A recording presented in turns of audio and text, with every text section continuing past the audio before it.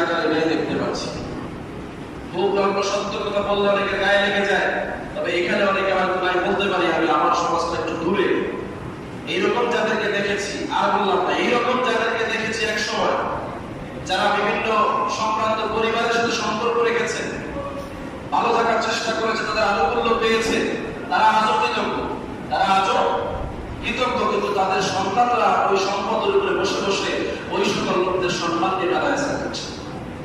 বাবা লজ্জায় কান্না করছে, এসে হাতে বাইরে বলছে যে হুজুর আমি কি করবো, আমার সন্তান আমার কথা শুনে না, এরা বেয়াদব হয়ে গেছে, কোথায় যায়, কার কাছ থেকে শিখে, এখন আর তাদেরকে ঘরেও ইজ্জত পাওয়া যায় না।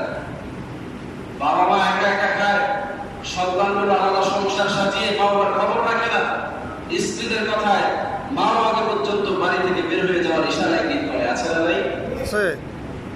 অথচ বাবার অবদানে তার আজকে সম্ভব, বাবার জায়গাটা করে দাঁড়িয়ে বাবা